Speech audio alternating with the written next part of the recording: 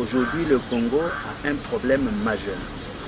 Nous avons un peuple qui a connu des souffrances extrêmes, telles qu'on ne les avait jamais connues dans notre pays. Nous avons un peuple composé de Congolais qui se sont affrontés.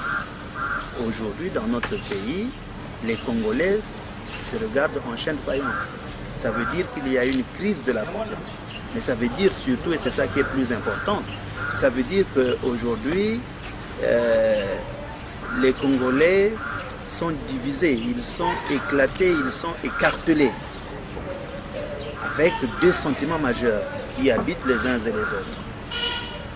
La frustration, les rancœurs, pour ceux qui sont supposés être les vaincus de la guerre, qui a été une guerre fratricide, une guerre stupide.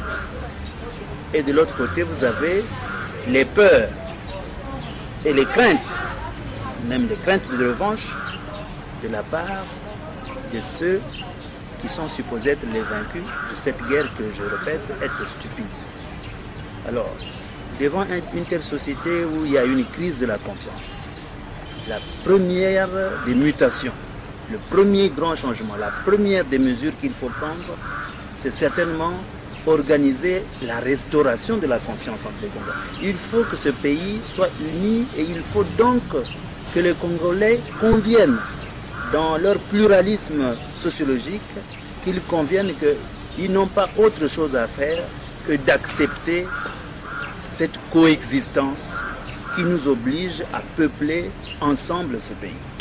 Ça, c'est une première préoccupation, qui devrait même être la préoccupation préalable à toute élection présidentielle, parce que cette préoccupation peut se régler en dehors de l'élection présidentielle. C'est l'une des faiblesses du pouvoir actuel, de n'avoir pas compris cela et d'avoir continué à imaginer une paix qui se décrète à partir des accords politiques des leaders politiques, alors que le pays profond, alors que le peuple profond a été profondément blessé dans son intime conviction d'appartenir à la même nation.